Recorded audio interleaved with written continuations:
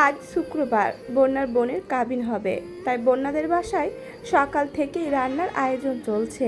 কাছের আত্মীয় স্বজনরা ইতিমধ্যে চলে আসছেন। এতটা পথ জার্নি করে আসায় বন্যার শরীর খুব ক্লান্ত, এই জন্য ঘুম থেকে উঠতেও একটু দেরি হয়ে গেছে। হাত মুখ ধুয়ে রুম থেকে বেরিয়ে যেই নামতে যাবে অমনি বন্যার মামাতো ভাইয়ের সাথে দেখা, যার সাথে কোনো এক সময় বন্যার বিয়ে ঠিক হয়েছিল। ছেলেটা বন্যাকে দেখে মৃদু স্বরে বলল, কেমন আছো? বন্যা উত্তর না দিয়ে ফের নিজের রুমে চলে গেছে। দরজা চাপিয়ে আবার শুয়ে পড়েছে। বন্যার চোখে তীব্র আক্রোশ, মন আর মেজাজ দুটোই চরমভাবে খারাপ হয়ে গেছে। 5 মিনিট পরেই তানবীরের কল আসছে। বন্যা রিসিভ করবে কি করবে না ভেবেও রিসিভ করলো। তানবীর মোলায়েম কণ্ঠে বলল, গুড মর্নিং মিস্ট্রেস। বন্যা মলিন হেসে বলল, গুড মর্নিং। ব্যস্ত? না, বলুন কি করছো? কিছু না, শুয়ে আছি। তানবীর ঘড়ির দিকে তাকিয়ে কিছুটা উদ্বিগ্ন কণ্ঠে বলল, এত বেলা হয়ে গেছে এখনো শুয়ে আছো কেন? শরীর কি বেশি খারাপ? না। কিছু হয়েছে? তেমন কিছু না। আপনি কল দিয়েছিলেন কেন? বন্যার ভারী কণ্ঠের কথাবার্তা শুনে তানবীর শঙ্কিত হলো। পরপর ধীর কণ্ঠে জানতে চাইল, বাসায় কি কোনো সমস্যা? না। বলো। তানবীরের গম্ভীর কণ্ঠ শুনে বন্যা সহসা হাসার চেষ্টা করলো। মৃদু হেসে বলল, আপনি অল্পতেই এত সিরিয়াস হয়ে যান কেন? আপুর বিয়ে হয়ে যাচ্ছে, সেই জন্য মনটা একটু খারাপ। এখন বলুন, মেঘ মিমদের নিয়ে কখন আসছেন? আমি বোধহয় আসতে পারবো না। কেন? ভাইয়া বলল আমাকে নিয়ে কোথাও যাবে, কিছুক্ষণের মধ্যে বের হতে হবে। তুমি চিন্তা করো না, বনুরা সময় মতো পৌঁছে যাবে। বন্যা মলিন কণ্ঠে বলল, আপনি আসবেন না? ইচ্ছে তো ছিল, কিন্তু ভাইয়ার কথা অমান্য করে যেতে পারবো না। তবে সুযোগ পেলে অবশ্যই আসবো। আচ্ছা। তানবীর কল কেটে দিয়েছে। বন্যা ফোন থেকে গতকালের তোলা একটা ছবি বের করে শীতল চোখে তাকিয়ে তানবীরকে দেখছে। কিছুক্ষণ পর বন্যার বোন রুমে আসছে। আপুকে দেখে বন্যা আতঙ্কিত হয়ে ফোন রেখে দিয়েছে। বন্যার বোন বন্যার মাথার কাছে বসে আস্তে করে বললেন, কি হয়েছে তোর? কিছু না। মন খারাপ? বন্যা নীরবে ঢোক গিলছে। বন্যার বোন মাথায় হাত বুলিয়ে শান্ত কণ্ঠে বলল, মামারা তোর বিয়ের আলোচনা তুলেছে। তাদের ছেলের অতীত ভুলে আমরা যেন আবার চিন্তা করি। বন্যা কপাল কুঁচকে তাকিয়ে আছে। বুকে অজানা ভয় হানা দিচ্ছে। চোখের কোণে পানি জমতে শুরু করেছে। বন্যার বোন কিছুক্ষণ তাকিয়ে থেকে কোমল কণ্ঠে ডাকলো, বন্যা। তুই কি তানবীরকে পছন্দ করিস? বোনের মুখে এমন প্রশ্ন শুনে বন্যা কিছুটা ঘাবড়ে গেছে। কয়েক মুহূর্ত প্রশস্ত আঁখিতে তাকিয়ে রইল। বোনের এমন প্রশ্নের তোপে নিজেকে সামলাতে না পেরে হঠাৎই বোনকে জড়িয়ে ধরে কান্না শুরু করলো।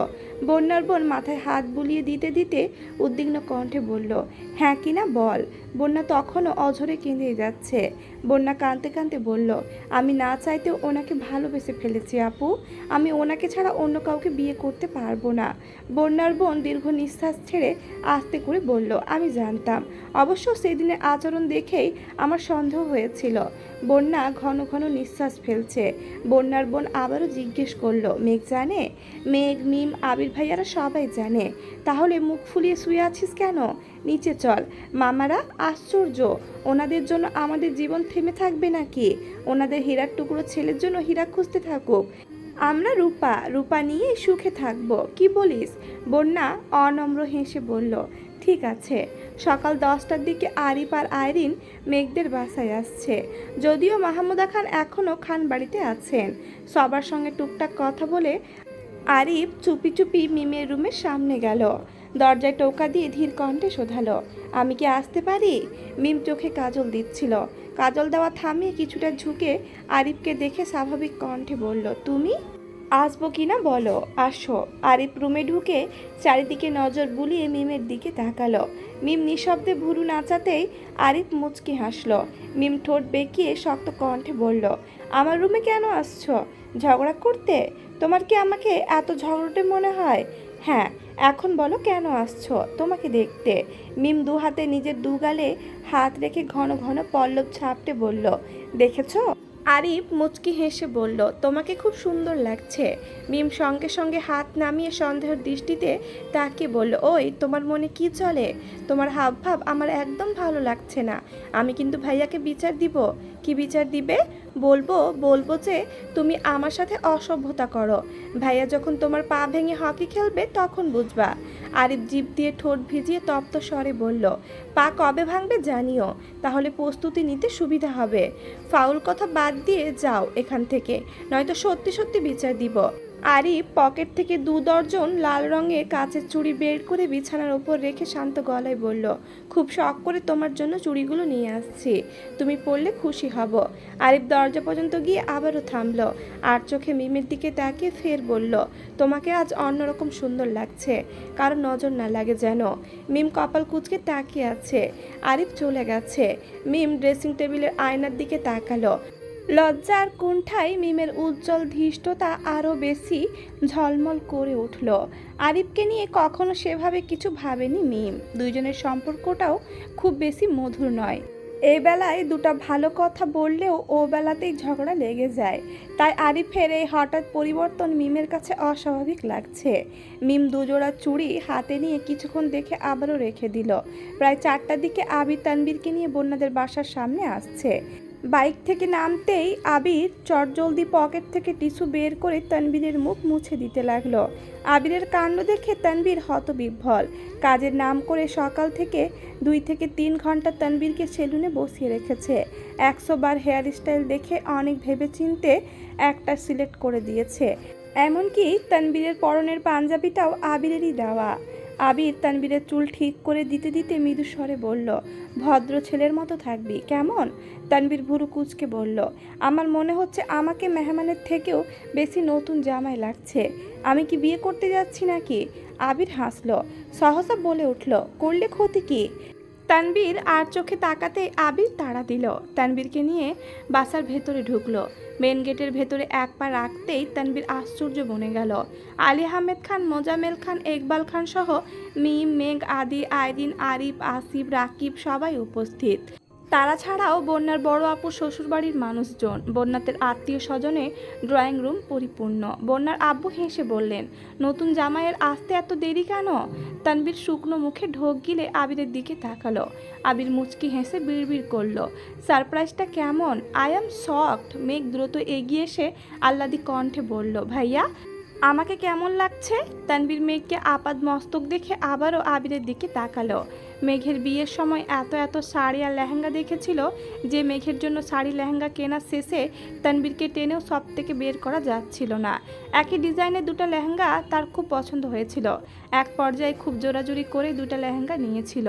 তানবীর ভেবেছিল বন্যাকে যেদিন প্রপোজ করবে সেদিন মেঘ আর বন্যাকে এই লেহেঙ্গা 2টা দিবে, কিন্তু হুট করে কক্সবাজার যাওয়া, ওখানে পরিকল্পনাবিহীন প্রপোজ করা, সব মিলিয়ে পরিকল্পনাগুলো এলোমেলো হয়ে গেছিল। এদিকে মেঘের ইচ্ছা ছিল তানবীরের বিয়েতে বন্যা আর মেঘ দুজনেই লেহেঙ্গা পরবে। তাই আবির বাধ্য হয়ে তানবীরের কেনা লেহেঙ্গা 2টাই দিয়ে দিয়েছিল। আবির ধীর কণ্ঠে বলল, আমার কিছু করার ছিল না, তুই খুব ভালো করেই জানিস তোর বোনের বায়নার কাছে আমি আবির নাথিং। আলী আহমেদ খান ভারী কণ্ঠে ডাকলেন, ভেতরে আসো। তানবীর কিছুটা সামনে এগিয়ে সবাইকে সালাম দিল। সবার কথায় সোফায় গিয়ে বসলো। আশেপাশে সবাই অদ্ভুত দৃষ্টিতে তানবীরকে দেখছে। কি হচ্ছে, কি হতে চলেছে সেটা পুরোপুরি আন্দাজ করতে না পারলেও তানবীর কিছুটা হলেও আন্দাজ করতে পারছে। বন্যার আব্বু, চাচু ওনারা তানবীরকে টুকটাক প্রশ্ন জিজ্ঞেস করছেন। তানবীর ধীরস্থির কণ্ঠে উত্তর দিচ্ছে, তবে গলা প্রচণ্ড বেগে কাঁপছে। আব্বু আর বড় আব্বুর দিকে তাকানোর বিন্দুমাত্র সাহসও অবশিষ্ট নেই। আবির তানবীরের ঠিক পেছনে দাঁড়ানো। বন্যার আব্বু সবার উদ্দেশ্যে বললেন, পরিচয় করিয়ে দিই, সে সাফিয়া উদ্দিন খান তানবীর উর্ফে তানবীর খান। সবার উপস্থিতিতে একটা কথা বলতে চাই, বড় মেয়ের সাথে সাথে আমি আমার ছোট মেয়ে মেহেরনাজ মুনতাহা বন্যার সাথে তানবীরের বাগদান সম্পূর্ণ করে রাখতে চাচ্ছি। গতকাল রাতে অলক্ষিতভাবে সিদ্ধান্ত নেওয়ার কারণে সবাইকে আগে কিছু জানাতে পারিনি। বন্যার আব্বুর কথা শুনে তানবীরের বুক ধুকপুক করছে। মনে যত সাহস ছিল সব যেন সেকেন্ডের মধ্যে উধাও হয়ে গেছে। তানবীর মাথা নিচু করে আস্তে করে ঢোক গিলল। গতরাতে তানবীরকে বাসায় পাঠিয়ে সবাই যে আলোচনায় বসেছিল আর সেই আলোচনার সর্বাধিক নায়ক যে আবির ছিল এটা বুঝতে সময় লাগলো না। গত 2 দিনে আবিরের বলা কথাগুলো তানবীরের কানে বাজছে। আবির কয়েকবার সরাসরি জিজ্ঞেস করেছিল, বিয়ে করার মতো সাহস আছে তোর? তানবীর তখন কথাগুলোকে সেভাবে গুরুত্ব না দিলেও এখন সব বুঝতে পারছে।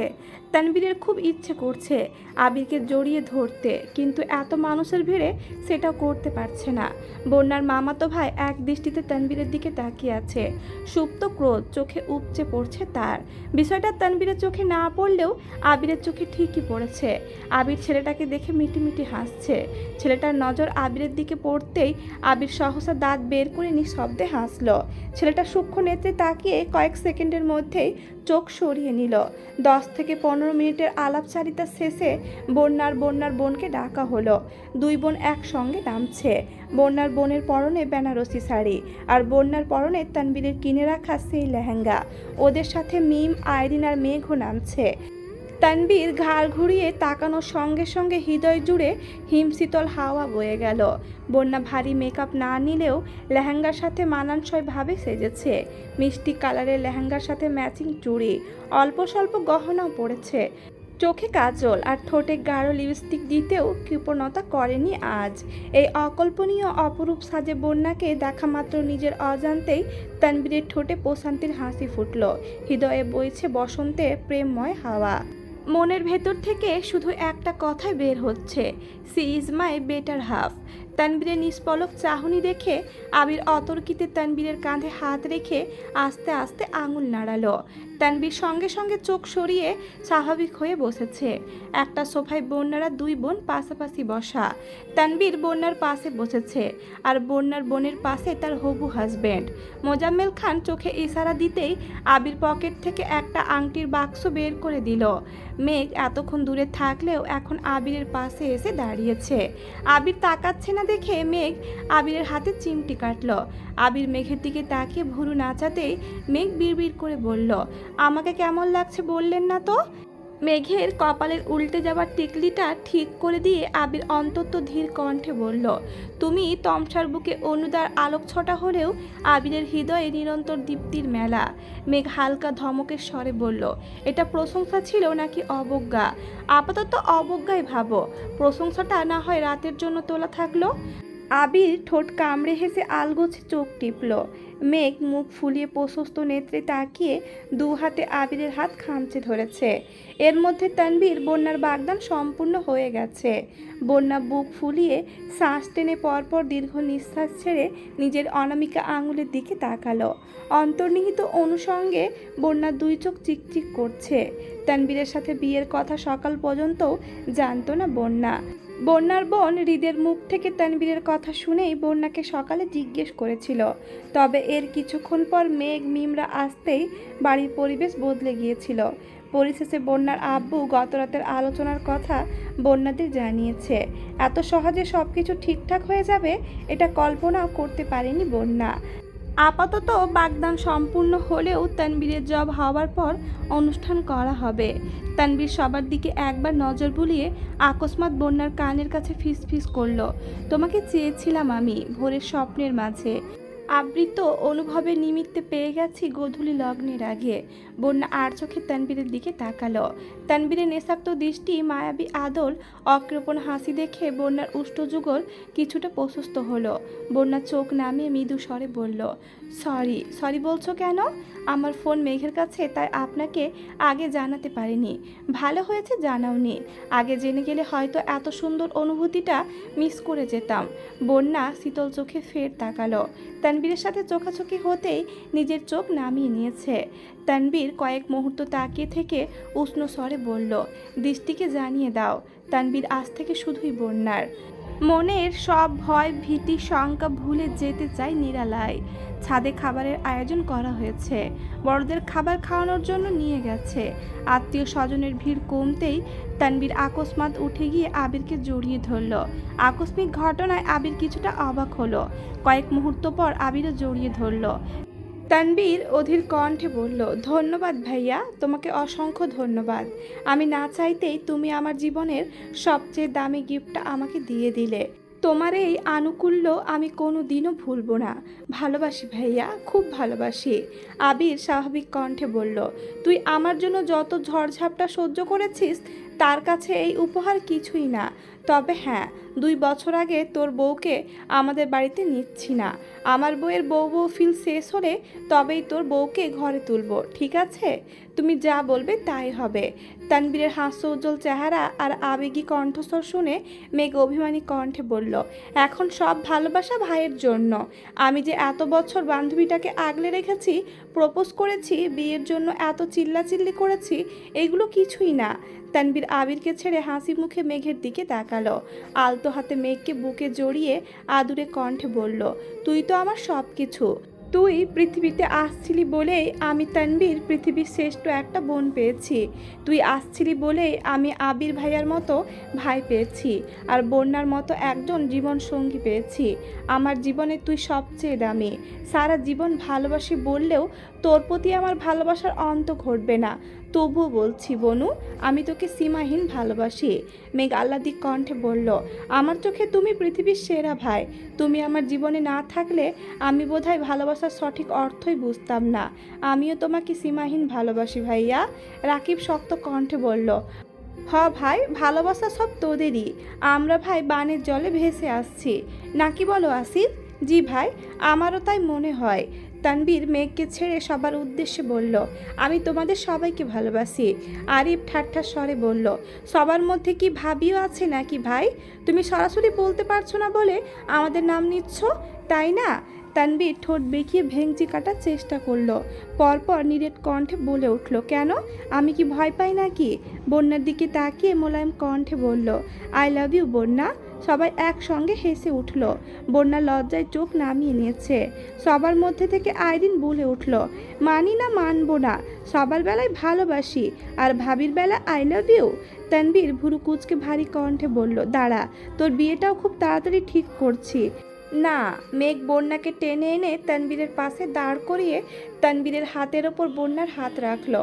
তার ওপর নিজের হাত রেখে মোলায়েম কণ্ঠে বলতে শুরু করলো, আজ থেকে আমার বেবিটা তোমার। তাই বলে এটা ভেবো না যে আমি আমার বেবিকে ছেড়ে দিব। তুমি যদি ইচ্ছাকৃত আমার বেবিকে কষ্ট দাও তাহলে এর ফল খুব খারাপ হবে। আর হ্যাঁ, আমার ভাইও আমার, আর বেবিও আমার।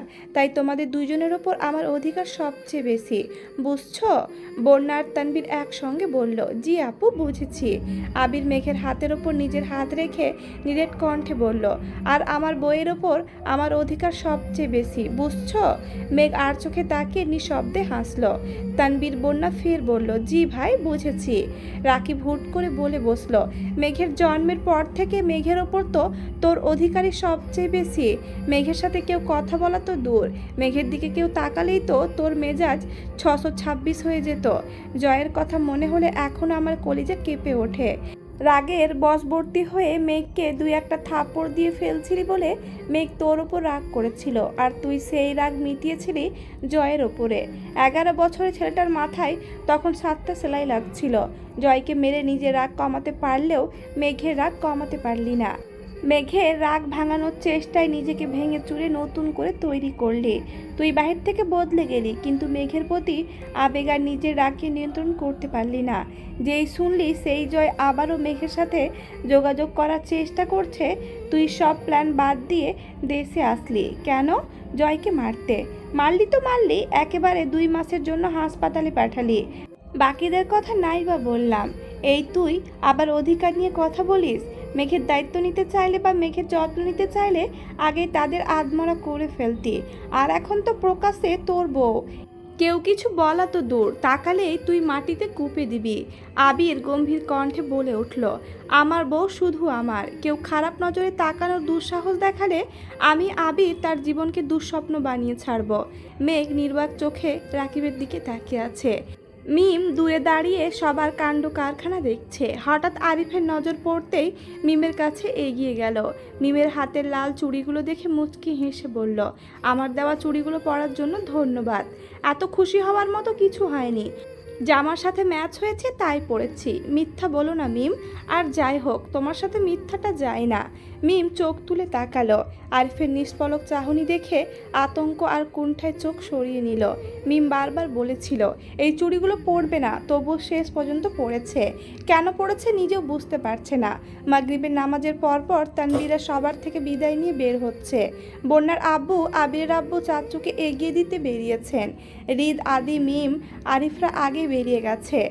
মেঘ আর আবির, বন্যার আম্মু, মামি আরও অন্যান্যদের সাথে কথা বলছে। তানবীরদের এগিয়ে দিতে বন্যা গেটের বাইরে সরু গলিটা পর্যন্ত এসেছে। তানবীর কিছুটা সামনে চলে গেছে। আচমকা কিছু ভেবে পেছনে ঘুরল। বন্যাকে দূরে দাঁড়িয়ে থাকতে দেখে এক ছুটে এসে বন্যাকে জড়িয়ে ধরল। অনাকাঙ্ক্ষিত ঘটনায় বন্যার শরীর ঝাঁকুনি দিয়ে উঠেছে। বুকের ভেতর হৃৎপিণ্ডটা অস্বাভাবিকভাবে কম্পিত হচ্ছে। তানবীর কয়েক সেকেন্ডের ব্যবধানে বন্যার কপালে, গালে অগণিত কিস করে ফেলেছে। বন্যা নিস্তব্ধ চোখে চেয়ে তানবীরের পাগলামি দেখছে। তানবীর আচমকা বন্যার মাথায় দেওয়া ঘোমটাটার এক সাইড টেনে বন্যাসহ নিজের মাথা ঢেকে দিল। বৈদ্যুতিক বাতির আলোতে বন্যার ভীতিকর চেহারা অল্প বিস্তর দেখা যাচ্ছে। তানবীর বন্যার কাছাকাছি আসতেই বন্যার নিঃশ্বাস এলোমেলো হয়ে যাচ্ছে। তানবীরের নিঃশ্বাস বন্যার ঠোঁটে লাগছে। বন্যার ঠোঁট অপ্রত্যাশিতভাবে কাঁপছে। তানবীর সহসা বন্যার কম্পিত অধর নিজের দখলে নিয়ে নিল। বন্যার সঙ্গে সঙ্গে চোখ বন্ধ করে তানবীরের পেটের দুই পাশ চেপে ধরেছে। আবির আর মেঘ সবার থেকে বিদায় নিয়ে বের হতেই এই দৃশ্য দেখল। মেঘ ঠিকমতো বোঝার আগে আবির এক হাতে মেঘের চোখ ধরে নিয়ে সামনে নিয়ে গেছে। মেঘ তপ্ত স্বরে বলল, চোখ ধরেছেন কেন? এসব দৃশ্য দেখার বয়স হয়নি তোমার, একটু দেখে ফেলি। এই ফাজিল, তানবীর তোমার ভাই হয় না? বন্যা তোমার বান্ধবী হয়, দেখি না একটু। আবির দাঁতে দাঁত চেপে বলল, নির্লজ্জের মতো কথা বলো না। আপনি খুব খারাপ, তাই? ঠিক আছে, খারাপের রূপটা না হয় রাতে দেখাবো, এখন চলো। বিয়ের পর থেকে আবিরের অফিস সম্পর্কিত কোনো মাথা ব্যথা নেই। রাকিব আর রাসেল কোনো রকমে অফিস টানছে। আবিরকে কিছু বলার মতো অবস্থা নেই, কারণ আবির অন্য এক জগতে আছে। অবশেষে আবির আজ অফিসে যাবে, যদিও স্ব ইচ্ছাই না। আবির মেঘের বিয়ের আগে থেকে একটা মিটিং আটকে আছে, সেই মিটিংয়ের জন্যই আজ বাধ্য হয়ে যেতে হচ্ছে।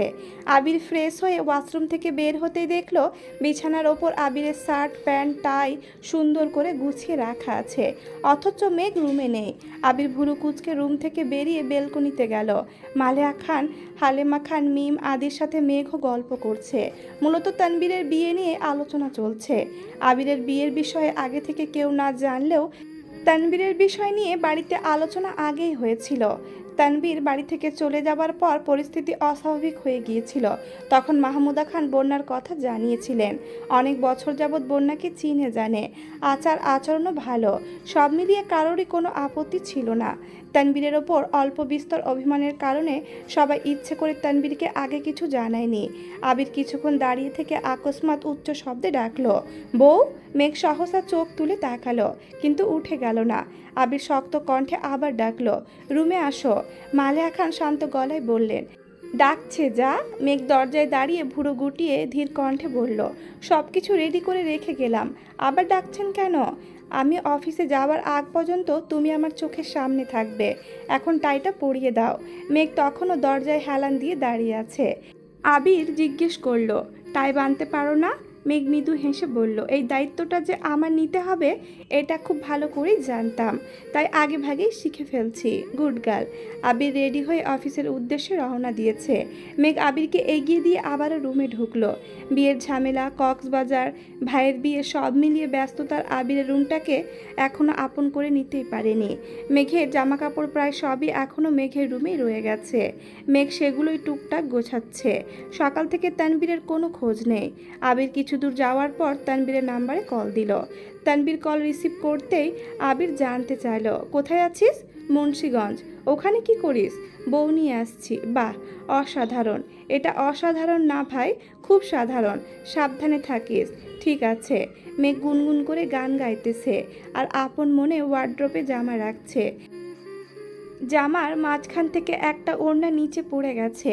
ওড়না তুলতে গিয়ে আকস্মাৎ বেডের নিচে একটা বড় লাগেজ চোখে পড়ল। মেঘ তেমন একটা গুরুত্ব না দিয়ে আবারও কাজে মনোযোগ দিল, কিন্তু মনের ভেতর কেমন যেন কৌতূহল জাগছে।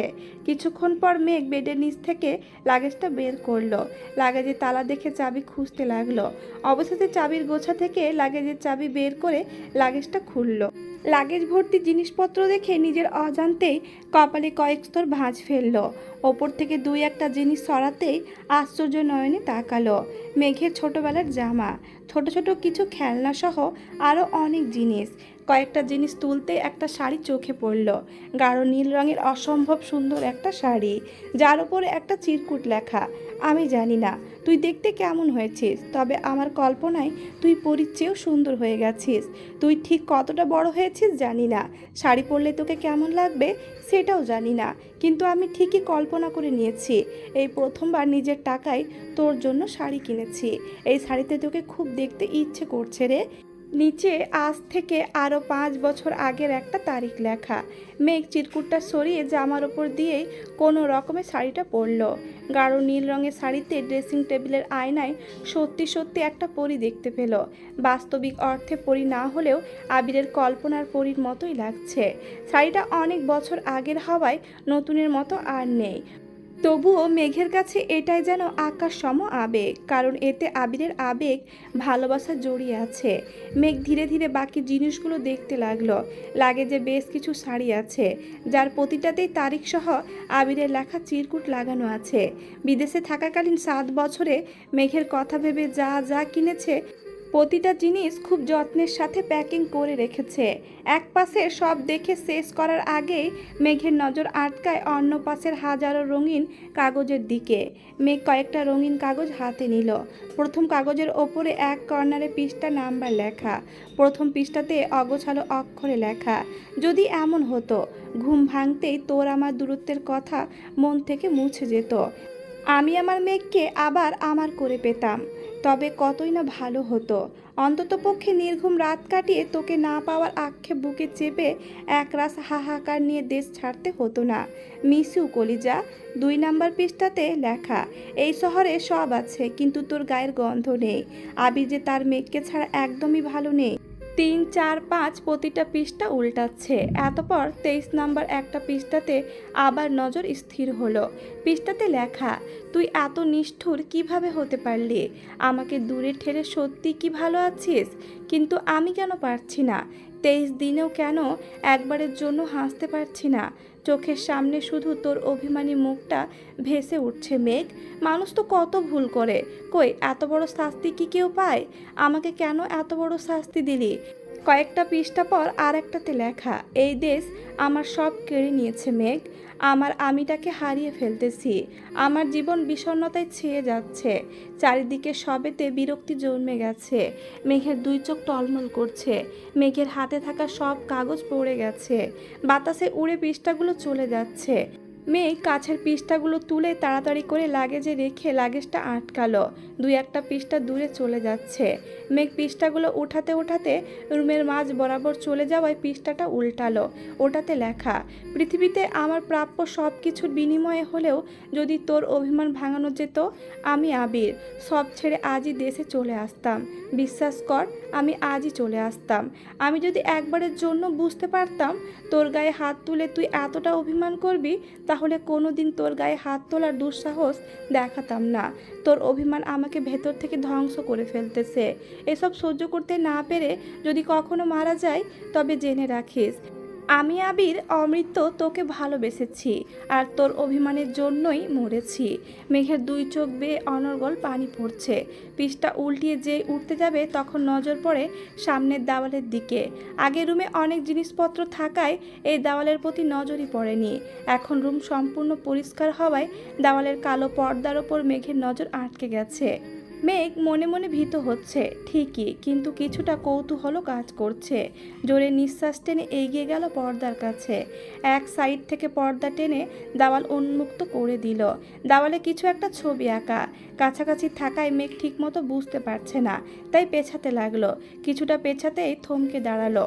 পুরো দেওয়াল জুড়ে বড় করে মেঘের একটা হাস্য উজ্জ্বল ছবি আঁকা, যার পাশে লেখা অমৃত ভালোবাসি তোকে। নিচে গত বছর জানুয়ারির দিকের তারিখ লেখা। যখন আবিরের রুমে রং করানো হয়েছিল তখনই ছবিটা আঁকিয়েছিল, যেটা 1 বছর যাবৎ পর্দার আড়ালে লুকিয়েছিল। আবিরের রুমে তালা দিয়ে রাখার কারণটাও মেঘ আজ বুঝে গেছে। মেঘের 2 চোখ বেয়ে পানি পড়ছে। বারবার শুধু মনে হচ্ছে একটা মানুষ এতটা ভালো কিভাবে বাঁচতে পারেন। মেঘ এক পা করে পেছাতে পেছাতে হঠাৎ শক্ত কিছুর সাথে ধাক্কা খেলো। পেছনে ঘোরার আগেই আবিরের ঠান্ডা কণ্ঠ শোনা গেল, সব রহস্য উদ্ঘাটন করা শেষ। মেঘ আবিরের দিকে তাকাতেই আবির মেঘের চোখ মুছে শান্ত কণ্ঠে বলল, কাঁদলে যদি তোমাকে পাওয়া যেত তাহলে আমি আবির গত 11 বছরে তোমাকে 100 কোটিবার আমার করে পেতাম। মেঘ অতর্কিতে আবিরের প্রশস্ত বুকে ঝাঁপিয়ে পড়ে অবাধে কাঁদতে লাগলো। যেই কান্নায় কোনো অভিযোগ নেই, না পাওয়ার আক্ষেপ নেই, আছে শুধু আবিরের সীমাহীন ভালোবাসা। এই কান্না কষ্টের নয়, এই কান্না সুখের। পৃথিবীর বুকে আবিরের মতো একজন মানুষকে জীবনসঙ্গী হিসেবে পাওয়ার সুখ। আবিরও মেঘকে বারণ করছে না, বরং শক্ত করে বুকে জড়িয়ে ধরে মোলায়েম কণ্ঠে বলল, ভালোবাসি মেঘ, অমৃত ভালোবাসি তোকে। মিনিট 10 পর রাকিবের কল আসছে। আবির কল রিসিভ করতেই রাকিব বলে উঠল, মিটিংয়ের আর মাত্র 30 মিনিট বাকি। কোথায় আছিস? লাঞ্চের পর মিটিং দে। হোয়াট? তুই না বের হয়েছিলি? এখন কোথায়? বউকে মিস করছিলাম, তাই বাসায় চলে আসছি। এখন রাখছি, কল দিয়ে বিরক্ত করবি না। অবশ্য কল দিলেও পাবি না। বাই। আবির মেঘের কপালে নিগুড় চুমু খেয়ে পুনরায় জড়িয়ে ধরে বলল, ভালোবাসি আহিয়ার আম্মু। মেঘ নাক টেনে ভেজা কণ্ঠে বলল, আমিও ভালোবাসি আহিয়ার আব্বু।